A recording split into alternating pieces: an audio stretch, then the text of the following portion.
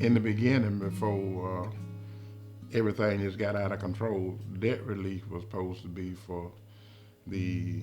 Uh, it was just only that the track A where you need to have minimum uh, proof to get relief, and that was you get $50,000 and get your debts, all your debts written off, and then the track B were that you could get your debt relief and all actual damages, and we were stressing about the taxes because if you got the debt relief, and say your debt release was $1 million, then then you got to turn around and pay taxes on $1 million. You in worse shape than you were when you first got started. So that's why we stressed that to give debt relief, tax relief, and all that was supposed to be injected into the consent decree. But at the end of the day, it never happened. It was no discussion about no particular loan. It was all about whatever, by you being discriminated, you would automatically, all your debts would be released. And it was no about no OL loan or no cattle loan. It was just loans, period. All this came about at the end of the day when they was using to work against you. How can you have a lawsuit that they've proven discrimination, but you give a discovery? And how can you have a lawsuit that a lawyer can tell you what he want to do and you have no say so?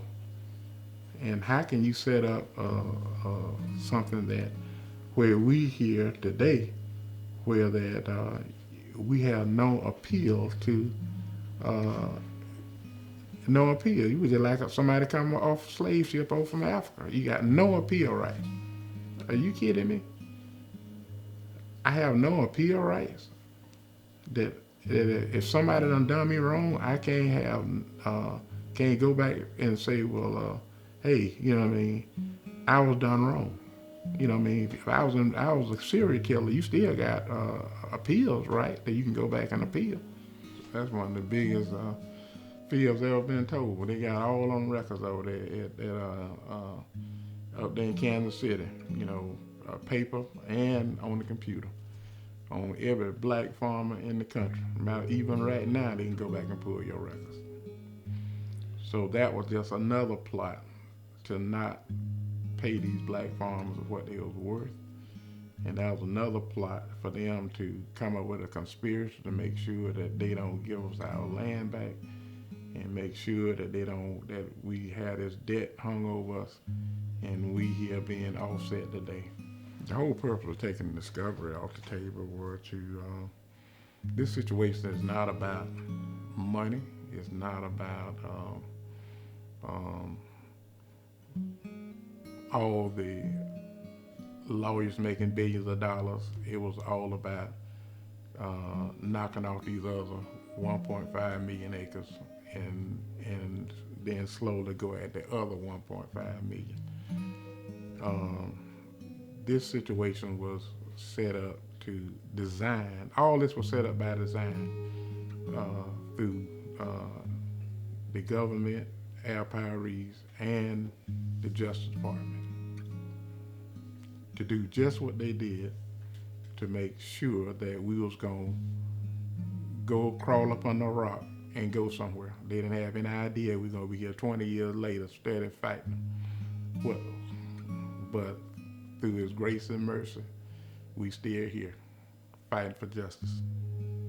Quite naturally, you know, they send out what they want to send out, but USDA had all the records, and then they send us out some of the records, but we had no access to all of them.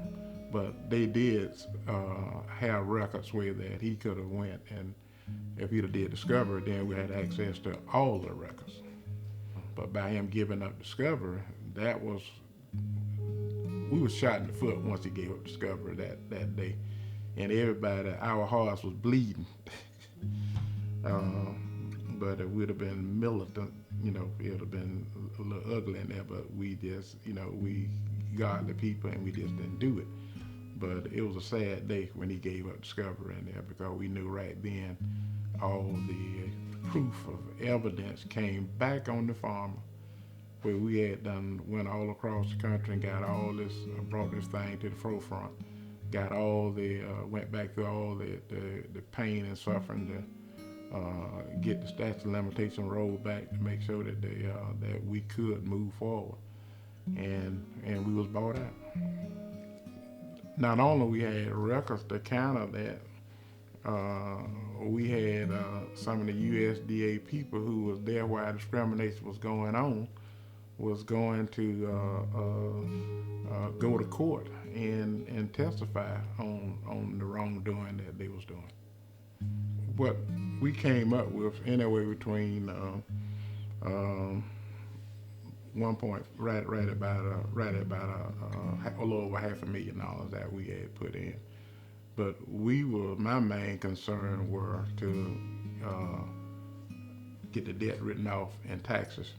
But most people got that opportunity, but me as a named plaintiff, Mr. Cecil Brunton and myself, we never got a hearing on the merits, because our Powries abandoned us, and then Sam Taylor found Heidi Pendon, and then Heidi Pendon went and they accepted her as one of their attorneys, and she settled Tim Pigford case for $1 million and plus dollars. So we thought we might have been on the right track, and the next thing we know that she abandoned us too. So me as a named plaintiff never had a hearing on the merits, period. So I hadn't had that opportunity. And we came up with right $500,000, for his actual damages, but for us being able to get a hearing, we never had a hearing on the merits, period. They did not provide us no representation. Matter of fact, we were reaching out to whoever we could get some help from, but we was not able to get any help from all those lawyers who was tied in, and even they went as far as Judge Freeman let a bunch of more lawyers came in to so-called help out on the lawsuit. And what they did to me personally and my family were we would sign up with them for about a month, and then they say that they no longer want to represent us. And so we went through about 2 or 3 phases of that.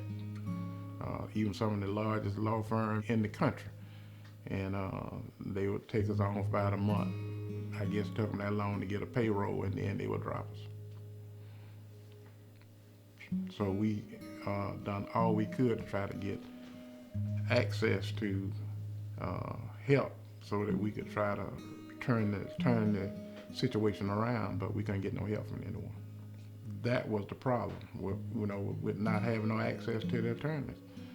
And even when they went and we was doing all these changes, in the order, even the deadlines coming up, we didn't have no access to no attorney during that period. I mean, we personally was trying to get help, but we couldn't get any help from them. I mean, even our Powries, even got so bad when we called up there, we couldn't get no help from them. Not fear frauds, not any of them, period. It was quite frustrating when we had all the evidence and the proof of where that we were discriminated against, and they just politely just turned their heads and would not help us. Like I said, the black farm, we weren't no attorneys. And that's why we thought that we had someone that was going to help us. And it was one of the most frustrating situations that I have been in my life, because here I'm filing a discrimination suit that one of the largest one in history, and he go, I can't get no justice. And that's just how I felt. You know, I mean, the frustration is no way to describe it. I'm just being honest with you.